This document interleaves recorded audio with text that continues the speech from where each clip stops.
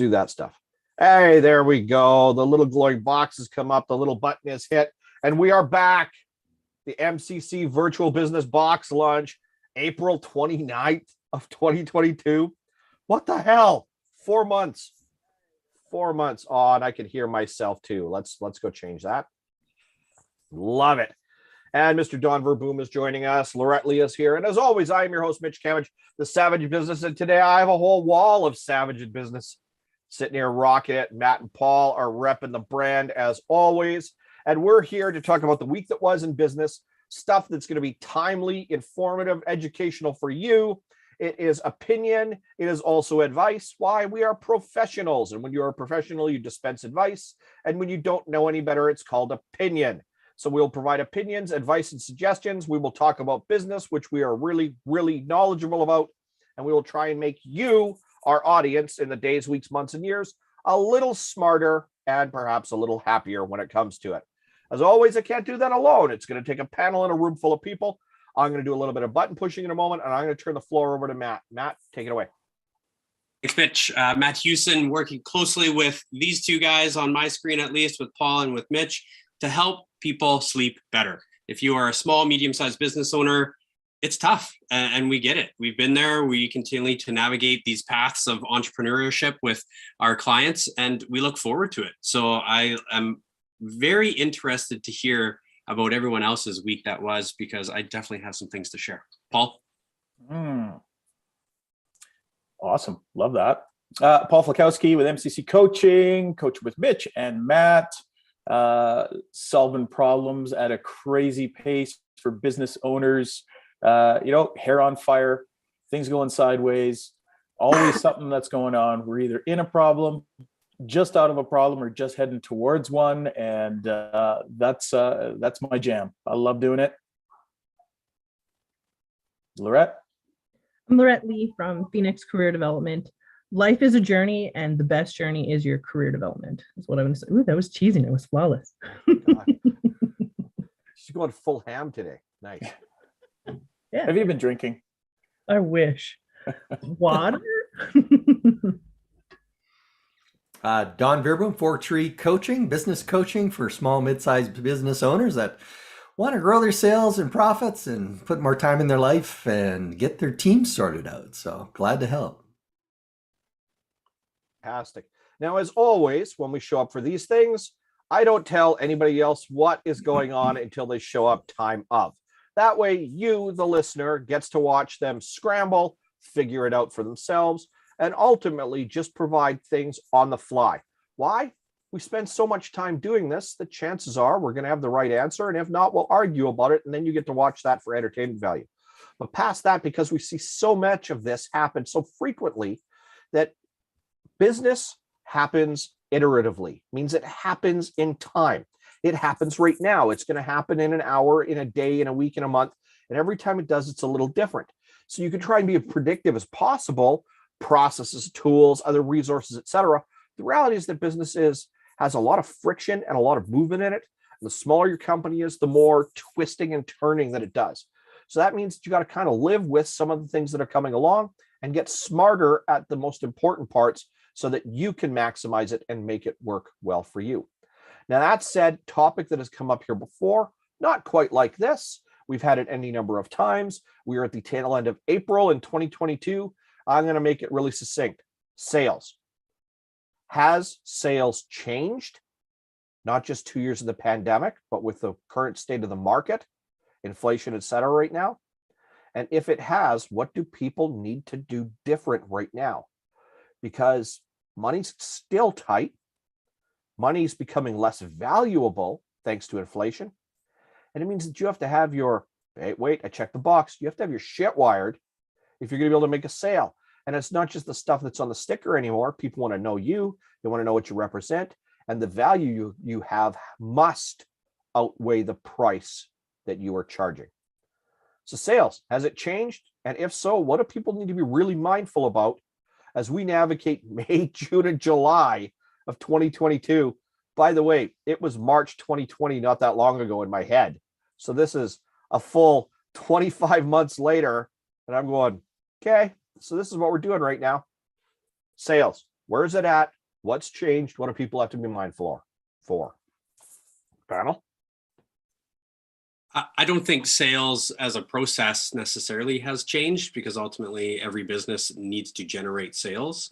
I think there's definitely some new microcosms of interest and new ways to do things. But ultimately, we all have to sell. So I think there's new barriers that have been put up. Obviously, if you are a brick and mortar, you now compete directly with the largest e-commerce platform out there, because people have been purchasing there for quite some time. And if you order from overseas, then your supply chain is probably adjusted too. But I don't think that the baseline for sales has changed. Everyone should be driving their top line to be as high as possible, knowing that you have to be able to control your cost of goods, or else you're just working more and not putting more money in your jeans. I'd agree. It's the same processes or math about how, to deal with your sales, finding the right combinations. If your product's not selling, you need something else. You got to look at different ways of marketing.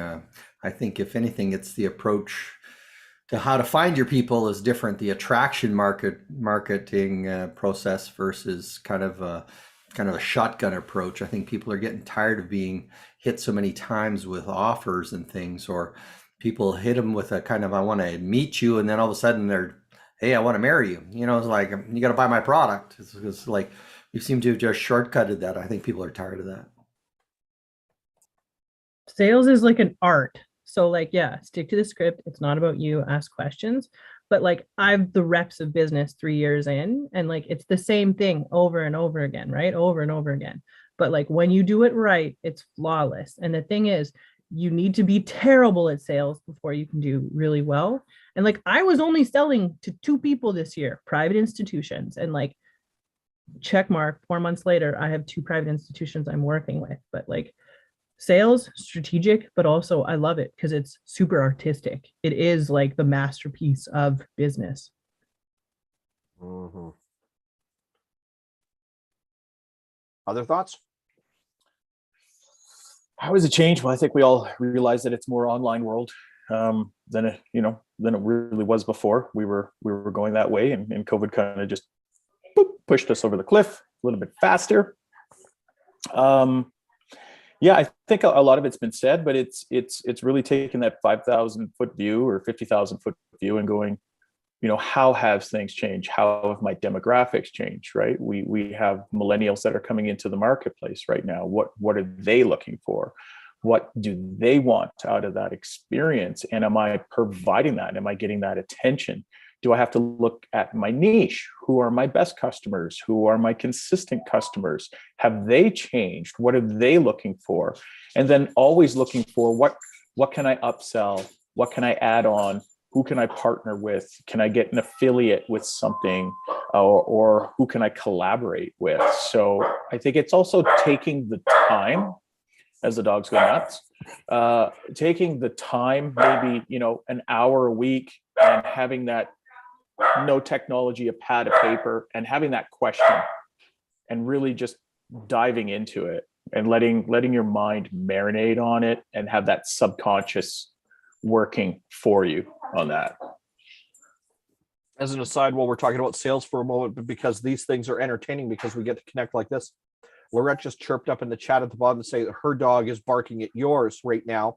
And that reminds me of an anecdotal story I saw in one of those social media posts the other day where a business basically had its weekly management meeting break down because one person's dog got excited with the doorbell, started barking, and there were 20 people on the call, and like 15 of them had dogs, and all of them decided to start the chorus talking to each other, and it basically derailed their entire Zoom meeting into laughter. They're like, we'll come back to this later, and they basically just killed the meeting. So you know what? There's adaptation that happens there. So to have warmed up the crowd a little and take this by extension, what are the things you're seeing right now that aren't working so well? So I don't buy for a moment, Don and Matt, and I know what you're saying, but I don't buy for a moment. Sales really didn't change. Bullshit. It's changed a lot. Now your basic process or fundamentals there have certainly not, moved away. Your ability to relate, create relationships, etc., and still solve people's problems are incredibly important. But people are trying to transact, to Don's point, a lot faster. I have had 7 text messages from people that have connected with me on LinkedIn this week. Hey, what's up? I love your content. Would you like to hear about this? That's text messages. That is not, I'm not some automated system I can unsubscribe. They connected with me on LinkedIn and there's not even a message. There's no connection request through LinkedIn. There's no incoming email. There's no, hey, can we get to know you a little better? That's one of the parts that's not becoming disconcerting, but we're watching a lot more frequently happen now. And because of that, it's inuring us even further, which means it makes it tougher to get in the door. What are some of the behaviors you're seeing right now that are definitely don't do it? You know, stop, verboten. These are things because it's starting to crop up and it's coming faster. And this is just what I've noted this week. And that doesn't count the dozen or so LinkedIn message requests for, hey, I saw your stuff. I love it. Can we do this? I'll navigate over to Instagram. Hey, I saw your stuff. Can we do this? On Twitter. Hey, I love your stuff. Can we do this? Either I'm really popular or that's the current sales tactic for marketing, sales, lead gen, etc. Thoughts? I think, again, you kind of mentioned it, but I still believe that sales really haven't changed, but you need to be everywhere. So like for you saying LinkedIn, and you've seen more engagement there, you were already before, so that hasn't changed, but people's not buying habits, but scrolling habits have maybe adjusted a bit. And if you're, again, selling a product or a service, you better be on TikTok, on LinkedIn. And no matter if you are catering to a millennial or a baby boomer, you would be surprised about that one person that may be fully engaged and they may be a baby boomer and they're on TikTok. Well, that opens up a world of opportunity for you. So that is working. And so to your question, what isn't working? If you're just staying tried and true in a very narrow lane, I do subscribe at times to the be laser focused and know exactly who your customer is. But I think right now, depending on who that was, they may have adjusted their buying habits. So you now need to appeal to a much wider market. So what isn't working is staying in just one lane. And you'll need to be able to navigate that with trained professionals. Don't pretend to know TikTok if you have never been there, right? And don't place your LinkedIn ad on TikTok or because you won't be able to be relevant. Mm-hmm.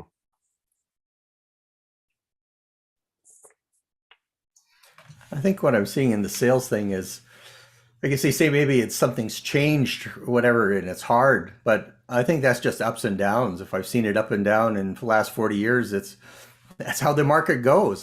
Sometimes it's tough to sell. Some people are holding their money tight, and I'd say a lot of them are that. Or they're feeling the pain from the last 2 years of COVID and they haven't quite recovered, even though the economy went up in Canada 1.1% last month or February. It's like, it sounds good, but why do so many people we talk to all say, I'm just not quite ready to pull the trigger, or things bumped up in price and that's out of my category now, or there's a lot of reluctance to sell or pick up something or buy something. So I think, what we're seeing is it's just a lull in our market. And I think we've talked about it before. This first quarter was kind of brutal for all of us trying to do things. People don't wanted to move. But now we're going to try and see if it's getting a little better, and slowly we'll get there. But it is about a lot of inundation with stuff. Like, maybe Mitch, tell me how many posts you put yesterday on the line.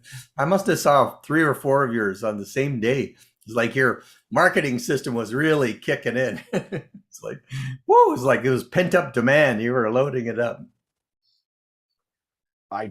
I don't know. That's the fun part. I don't know. I've got a team that handles that. Not my business anymore. Do I tell them it was a good job or a bad job, Don? That's what I'd love to hear. The best job. It was pretty good, but I was starting to say, well, you could spread it out a little bit. It's like I'm scrolling through my LinkedIn and it's Mitch. Yeah, it's like, okay, I like Mitch, but I like Mitch. In moderation. Thank you. 4 times a day? Come on. It's like, it's because it's noticeable, because your company pitches Thursday, I think, and they post 3 times every Thursday. That's happened the last 3 weeks. So I've been tracking your company, Mitch. I know how you stalker. But like, I started a big fight this week with one of my mentees about how to sell and how to train. And like, she's older than me, but she hasn't been an entrepreneur. So I know how to be an entrepreneur. She knows business better than me in like the business public world, but not in the entrepreneurship world. But I was like, you can't talk all the time. And then she's like, watch me, blah, blah, blah. And I'm like, oh, that happened really fast. So I pissed her off. And she's like, she's my client, so she pays me. So I'm like, Brett, don't piss off your clients. Like, that's like a bad idea. But like, selling really is human behavior. And the thing with human behavior, and especially nowadays, this year, it's erratic. I actually find my problem in selling right now is people aren't normal right now. Like, they're cool, they'll fight with you. Like, I'm actually having like these weird baby hiccup, like people are getting mad that you're selling to them or blah, blah, blah. So I never sell usually. I just like, how can I help you? Right. So I don't know, but I'm finding it works within my field. But if I go out of my field and like play with the average everyday person, their behavior is super erratic right now for some reason. Like, it might just be April, new life, new spring, everything's dying, everything's like regenerating. But I'm like, I don't know. I'm having some weird arguments this week. Yeah. Is the 4 planets and the moon in the sky at the same time? Right? I think there's something, fill in the blank. There's some kind of lineup. I don't know. I couldn't sleep the other night, and the other people said, we couldn't sleep either. Like, what's going on? It's weird. I'd blame it on the stars. All right. It's not us. Yeah. So I think we've solved everybody's sales problem today. Let me summarize. People are weird because the planets are out of alignment. Not a lot of people have money. Yeah. And you really got to double down like Mitch does 4 times a day on LinkedIn. Done. We're good to go. Stay tuned for quantum physics. Quantum physics. Yeah. Go ahead, Paul. My turn. Yes. I think we can get stuck a little bit too much in our systems. Systems work. Let's just keep going. Why is my system not working? And so you're looking, system. Maybe you're just being a little bit too vanilla, and people want a little more of you, a little more variety. Maybe a Hawaiian shirt once in a while would be a good idea. And just putting yourself out there. And Matt said TikTok. Well, where are they going? We can see how Facebook and YouTube have been changing because of TikTok. And all you need is 1,000 followers, which is pretty easy to do. And you can start doing lives. And we're starting to see more and more. I'm seeing trades on there. I'm seeing, recipes on there. So it's just not crazy shit that it used to be. They're actually providing valuable content. And as for myself, for consuming it, I want something that's going to be 2 minutes or less. Show me it. Show me, tell me, move on. Show me, tell me, move on, so I can get snippets. And I have a tendency to think I'm learning faster. I'm gaining information faster because I'm cutting out all of the crap. So look, again, it's going back to look at something a little bit differently. Look at a different platform. Have you talked to your clients? Have you had a round table with your clients and go, how have you changed? What would you like to see? Really picking their brain so that you can start to adjust a little bit more on how you're presenting to them so that you're not vanilla. Mix it up a bit. Mm-hmm. Mm-hmm. Final thoughts? Have we solved all the world's problems yet? No. Well, we've done a good start, right? Extension to this now is when we look at what's going to sales, and Paul's just mentioned it too, would be what has shifted in marketing? What has started to change? Now we're watching shift in platform, et cetera, but I had a deeply rooted discussion with a customer this morning, with a client, about what it was going to take into marketing. And he's got some really aggressive plans. He's going to create a great deal of content, but he wants to make sure he does it right, has all the resources and tools, et cetera, in place. And part of what makes marketing and sales, and again, Paul, to your point, is that for the best laid system in the world, sales, because it's interaction between people, is a little messy. Marketing is the same, but it's anonymous, meaning that when I publish something, I either think I've got a really good idea, I've got a good narrative or story, but I am trusting an audience that I don't get to interact with directly, make decisions, judgments, impressions, etc., on what I build. So either I'm building what I think is for the best, or I've collected feedback. Is the way we market and what we need to market now, with a change in the sales landscape, or perhaps a change in buying habit or pattern or money or the alignment of the planets, are we necessitating a shift in marketing? Is it necessary? Are we watching it? What are we seeing? Because marketing and sales go hand in hand. In the truest sense of the word, sales is a function of marketing. It's one of the kind of 5 pillars or different things that you do with marketing, about price and placement and sales and so forth. So it typically falls under its purview. But it is, shifting and moving around. And it is a little bit difficult to kind of figure out where it's going, and you have to try different things. And I think the biggest shift I've seen is the effectiveness of digital media. Social media and those sort. You used to count on your Google AdWords to give you this much response. You used to count on your Facebook to give you this much response. And then, Apple drops out the ability to track people, and all of a sudden Facebook volumes drop 40%.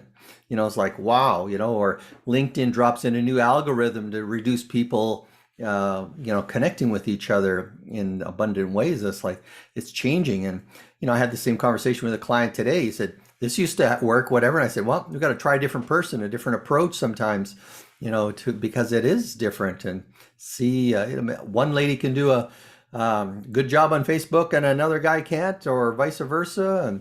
And, sometimes we do have to mix it up and see if they have a different perspective. Mm-hmm. Mm-hmm.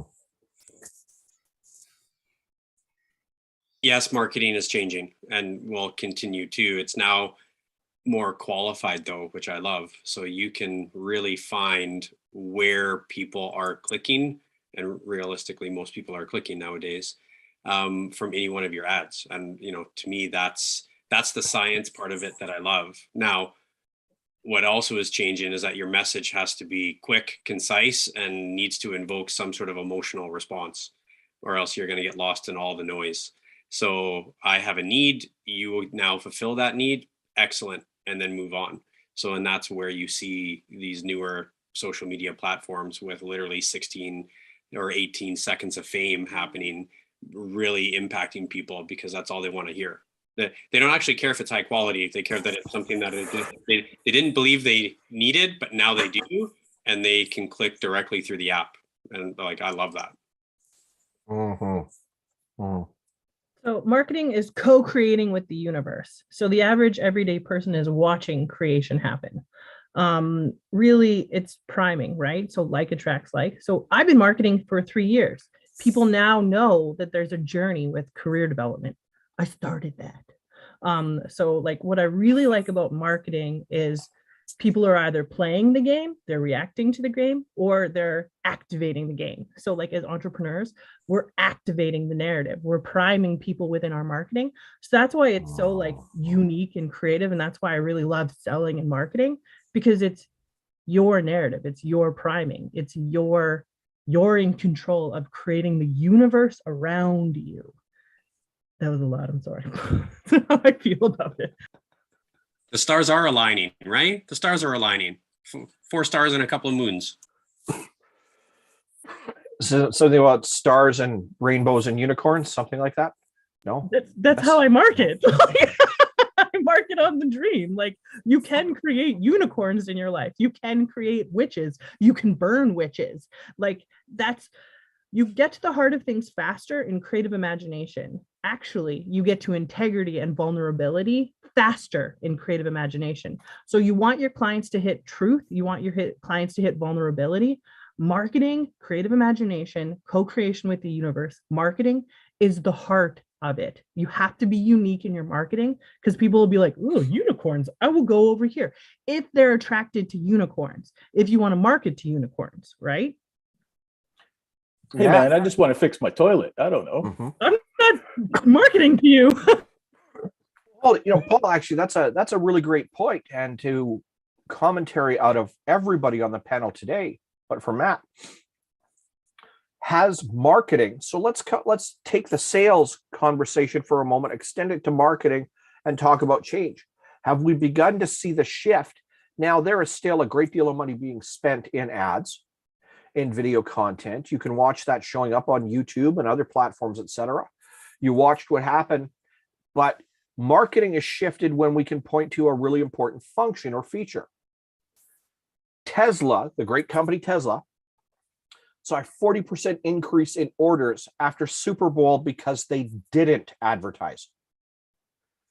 All their major competitors, so the other larger brands, Ford, GM, Toyota, etc., forked out an enormous pile of money, which we know Super Bowl ads are some of the most expensive on the planet, to advertise their EV that's coming out. Their new fleet of EV trucks and SUVs and cars are coming out to compete with Tesla on the market. And what did Tesla get because of it? A massive increase. So it's about representation of market share, but you don't see a traditional car ad out of Tesla the same way as you would out of Ford or GM or Chrysler. And then when we equate that to conversations I have with clients sometimes include, hey, what are some of your favorite ads? Go hunt for videos. Go hunt for stuff that you love. And what are we seeing more of, to Matt's commentary? You can get more damage done in product placement with a viral TikTok, not ad, post, than you can anywhere else. And we're watching influencers sell their own product lines just by merely using it. And a very recent example of the change in impact on marketing and advertising comes from a cosmetic company. We know there's a very well-known, divisive trial that is just wrapping up right now between two well-known celebrities. And the acrimony between them is obviously palpable and well felt. There is a real demarcation line. There's sides being chosen. There's battle lines being drawn up. But one of the interesting parts that relates to marketing and sales for a moment is that a product from a really specific cosmetic company was cited as being used by one of the two people involved in this trial. And that company came out right away through all of their social and reached out to say, the product we're talking about didn't exist at the time that it is being alleged that it was being used to do said task. It's as close as I want to get to political or social rhetoric or social discourse on Virtual Business Boxing. If you don't know what I'm talking about right now, you're living under a rock. Everybody else should know exactly what I'm talking about. The point being is that alone, how much more business did it garner because they came out and said, hold on a second, this incident happened a full 14 months after, right? Sorry, our product line came out a full 14 months after this incident occurred. It didn't exist at that point. We didn't have the one that you're talking about. We're sorry, but you're lying. You're full of crap. We know when we built it. We know when we pumped it out the door. So now we're watching more social engagement happen. Has that changed as well? And does that mean that we need to consider that for our marketing as well? Or that's changed what's going on with sales? Because texting me ain't working. But I got to wonder if somebody didn't tag me in a YouTube video. So here you go. Here's an attempt at secret sauce.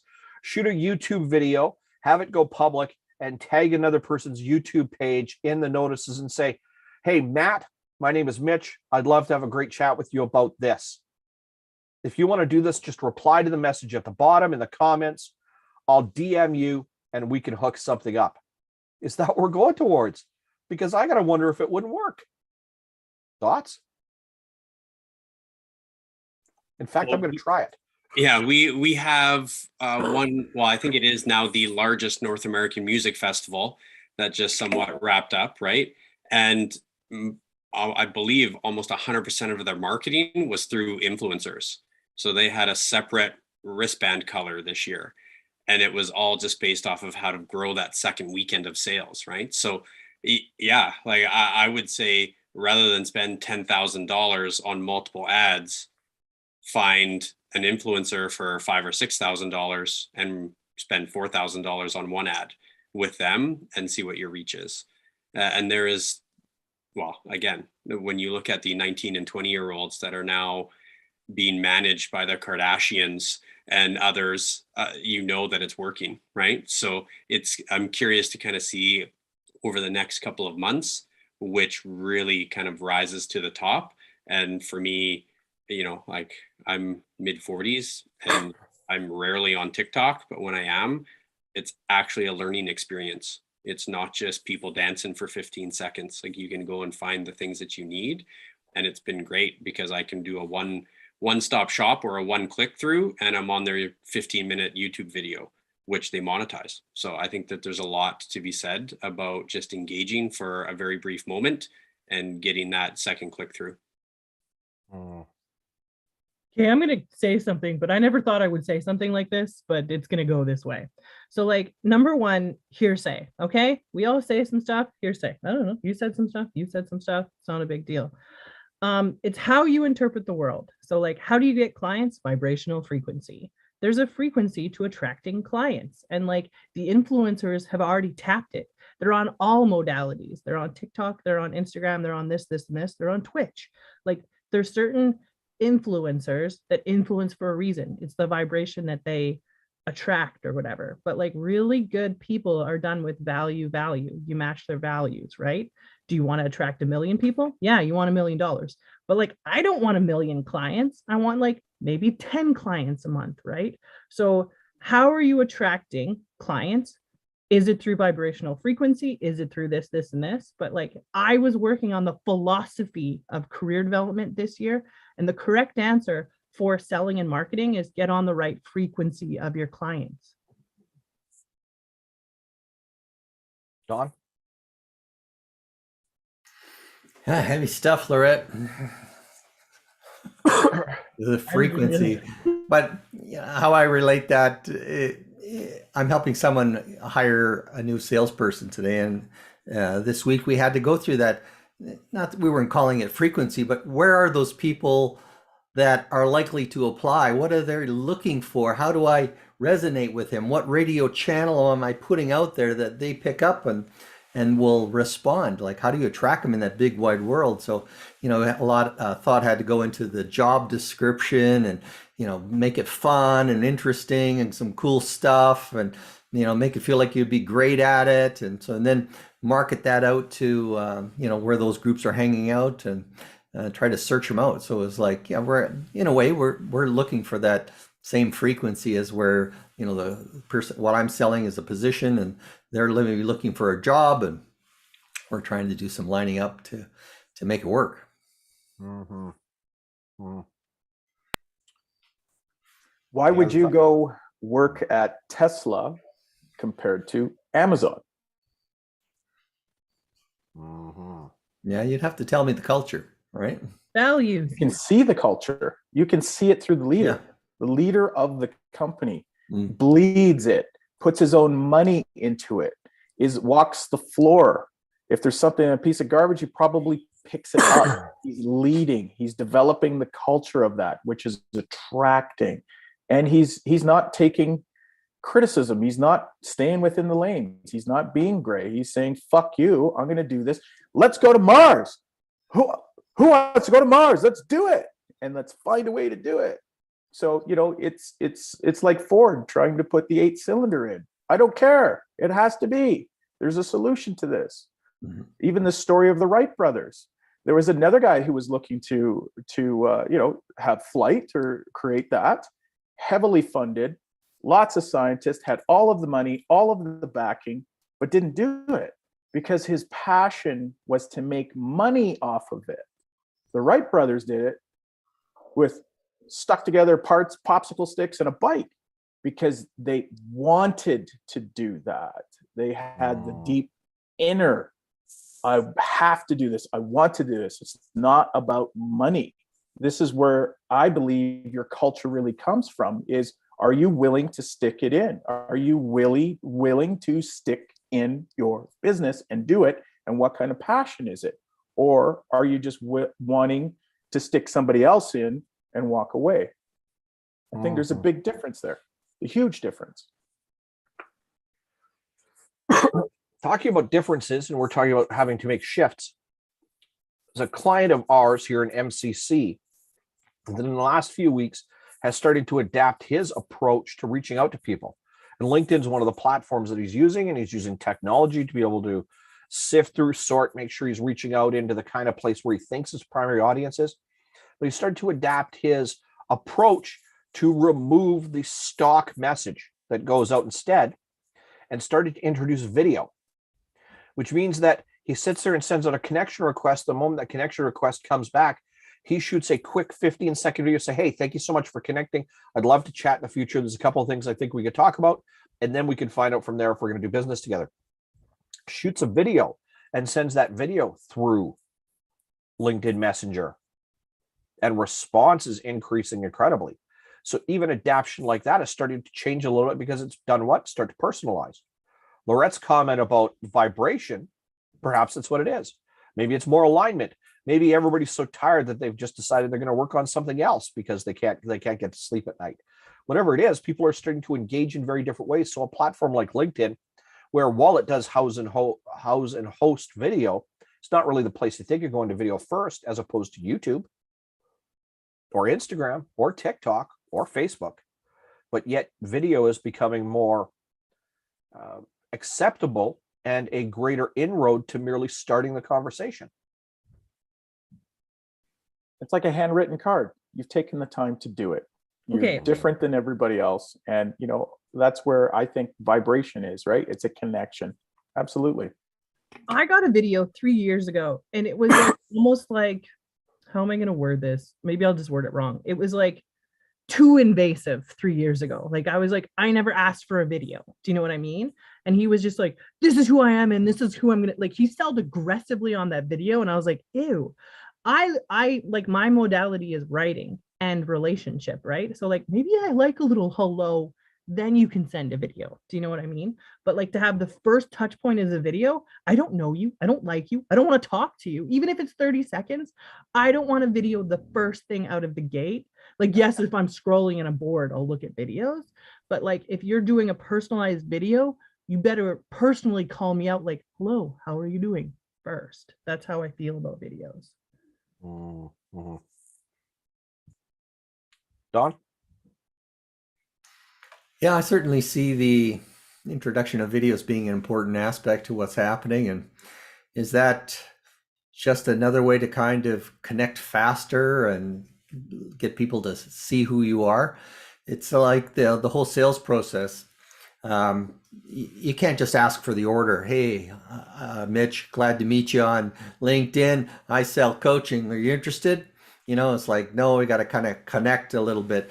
But I find the buyers don't want to jump right to talking to the salesperson or the owner or whatever. They want that intermediate safe ground. So maybe a little video from Don to Mitch kind of gives, I get a sense of the flavor of Don. What's he like? You know, is it this or that? Or, you know, and maybe we're going to relate. So maybe that gives them, you know, something to kind of connect with. Kind of like the chat bot on your websites. You know, it's like, I can talk to somebody that's non-threatening, and, you know, I'm not, you know, engaging, and they won't make me buy.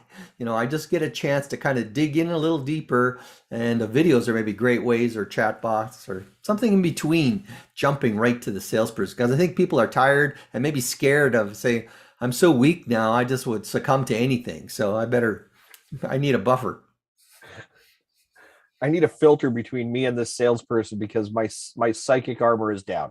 Yeah, I've been so beaten up by COVID or whatever. I need anything. I'm grasping for straws, how to solve my business, how to make my life better, you know, get my unriches and all the riches and dreams fulfilled. I'm waiting for it. Oh, there it is. $10,000. I'm in. And to be fair, I've been using video for like 3 years in my company for marketing. So like every Monday I do give permission to ask questions. Like, I videotape that. If I don't videotape that on Monday mornings, my clients or my following is like, where are you, Lorette? I get messages on Mondays if I don't do my like personalized video session, right? Like, even Business Box Lunch, I show up because I'm like, I like it. It's touch points, and I'm touch pointing other people. So like, video is crucial. It just, with great power comes great responsibility. Okay. I have a question. What's videotape, Lorette? You videotape something? I'm from the 80s, okay? Back in the videotaping time. Shut up. And Paul just a couple of minutes ago said, you know, it's like the handwritten thank you note, which, like, I was that person. But, you know, to be unique nowadays, it's like, hey, you should record something on a cassette tape and mail it out. And then people will be like, they have to be heavily engaged if they hear your message, because like, where do you find a cassette player right now, right? But if you've created brand and you've created influence, they will find it, and then you'll be able to share that message. So your conversion would be super high, I think. Don, I've got our perfect sales system right now. So we're going to open up an Amazon store and sell refurbished VCRs. And then we're going to shoot videotapes, and we're going to send them to people with a QR code. When you scan it, it goes right to our Amazon store, and you can order a VCR. Just miss Yeah. I love it.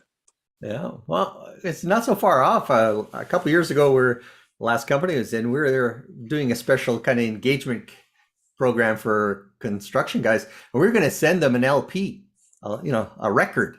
You had to kind of do something with it, and you find a record player to play it, and there's just trying again to engage them in a different way. Nostalgia is a great marketing tool. Remember when? Remember we used to listen to records?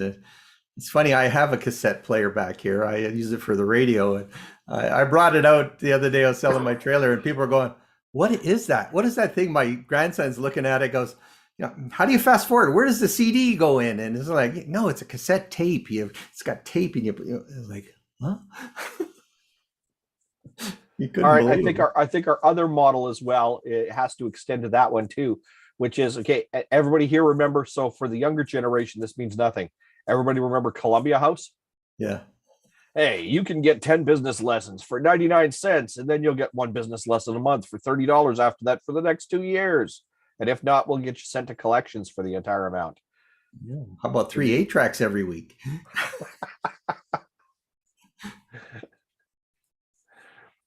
Make it like that internet, the Cicadas or whatever it is, 3303, where now you have to sit there and go off and find the secrets, right? I don't have an 8-track, so I got to go check this place, and then I got to check that place, and then I got to check that place. And then pretty soon you've gone through 8 different places. Yeah. And now we know what your buying habits are. I understand. Mm-hmm. All right.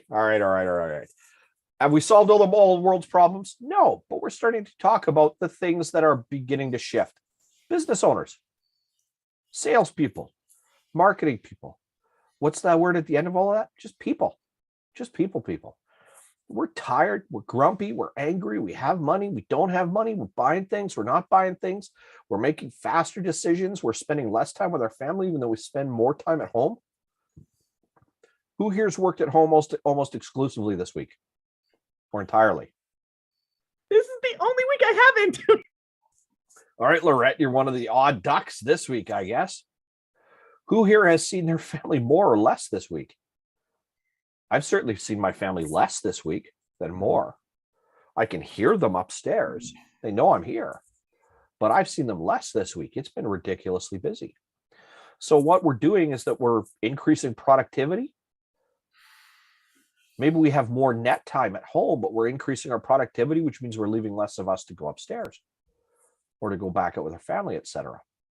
And so in relation to sales and marketing, and I've dedicated all of today to sales and marketing, so we're not changing topics. We're pretty much inside this one for a moment. And Don's commentary, is it because people's pants are psychically down? They're tired, they're worn out, it's tough. You get know a lot quicker because it's frustration and anger, not want and need. So we need to engage with people in different ways. If you had to rewrite your sales playbook today, what would be the first thing you'd do? If you had to rewrite your marketing playbook today, what would be the first thing you do?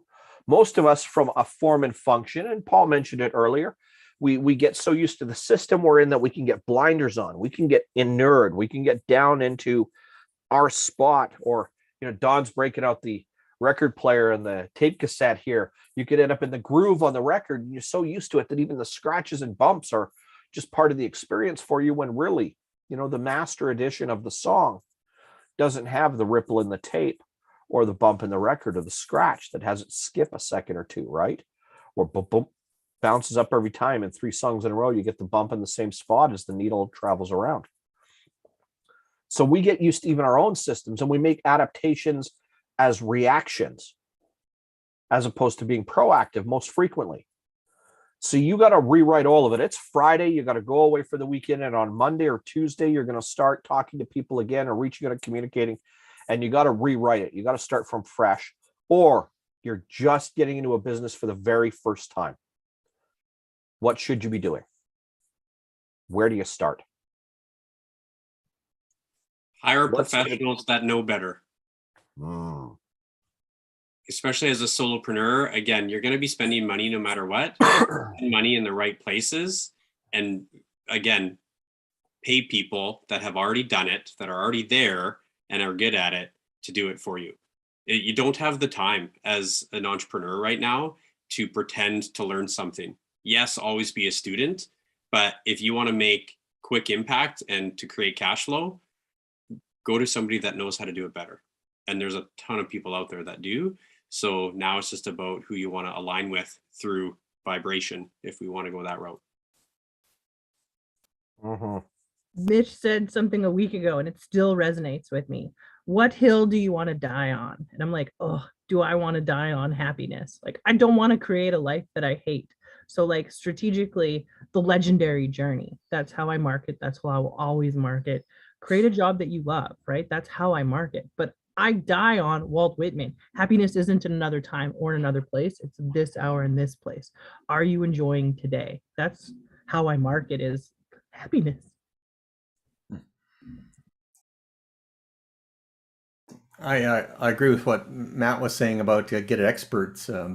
I get approached by Chris Cardell, major marketer, a lot on their stuff, and he states in his videos, he says, I used to teach courses for thousands of dollars how to book Google ads and do all the things yourself, figure it all out. And he said, now I don't do it.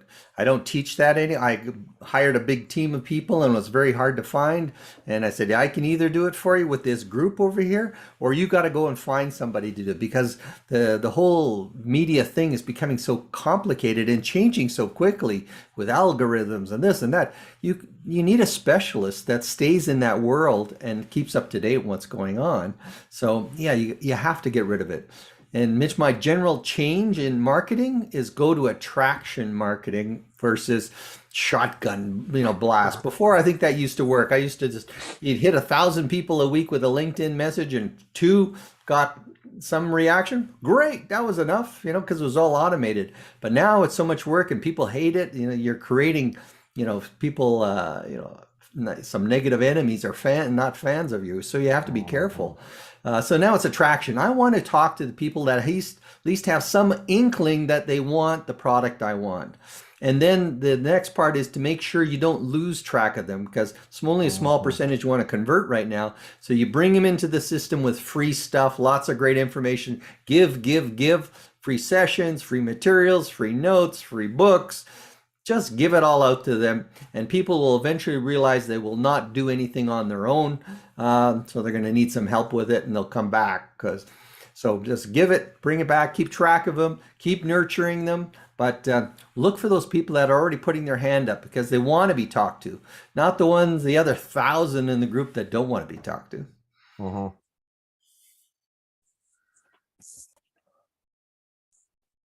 Paul? I would be looking for the newest platform, see which ones are worn out. Who am I selling to? Is it B2B? Is it B2C? And then I'd be talking a little bit more about me, more about my hobbies. What am I an expert in other than what I'm trying to sell all of the time, so that my audience can get to know me. And maybe there's a little bit more trust on that side, rather than, hey, you should buy this. Hey, you should buy this. Hey, you should buy this. I think that's where everybody's tired, is we want something that's going to be different. I want something to take away. Yeah, I know you sell that, but what else do you know?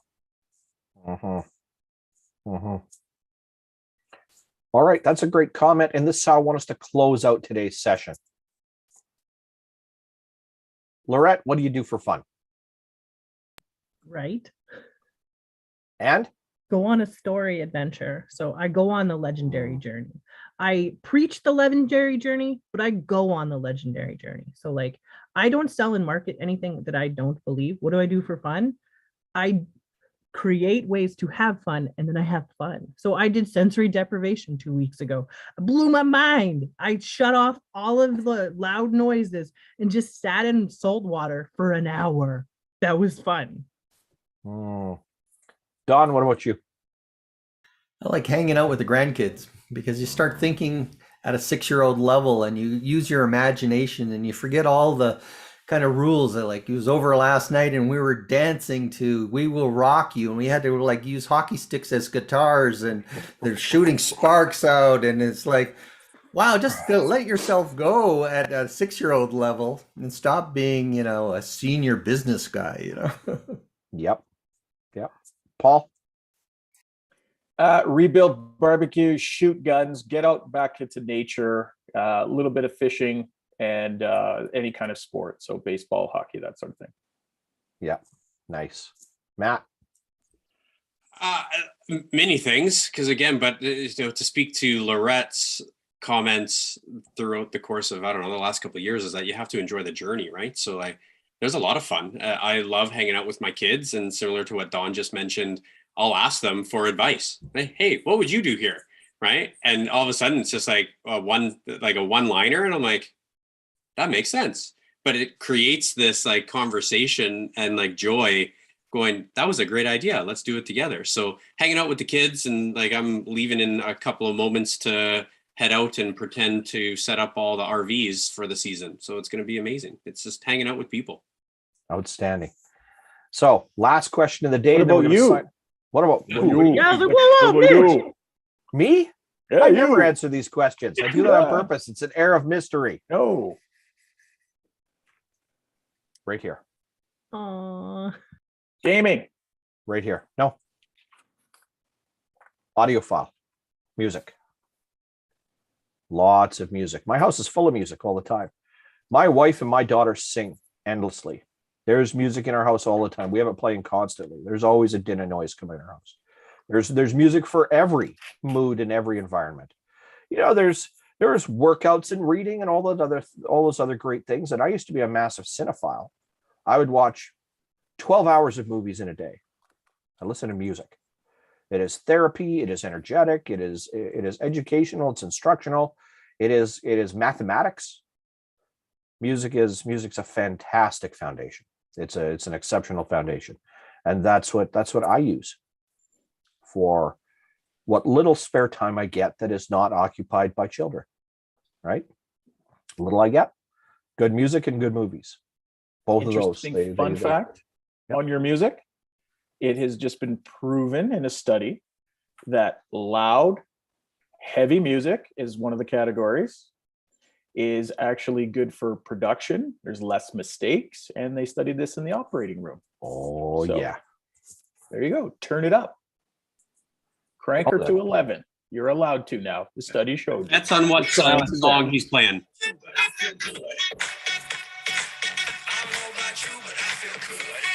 How many meetings have been that'll started get a copyright with that claim song, on right? YouTube. Yeah. That's getting a copyright claim. We'll be monetizing this one. Under 20 seconds, you're fine. Now YouTube's watching. They're coming for us. They got their attention. No, we never humanize ourselves often enough, and we talk every week, right? It is interesting to note. We've talked about sales and marketing today, and Paul's commented on it. Don's touched on it, and Laurette's talked about the energy of the universe, and Matt talks about relationships all the time. Sales and marketing at the end of the day is really trying very, very hard, more than anything else, to tell you need to buy a pen. But why I'm going to sell you the best pen simply because I get what you're trying to write with it in the first place. Why I got into pens, what I'm passionate about pens, what makes a difference about pens.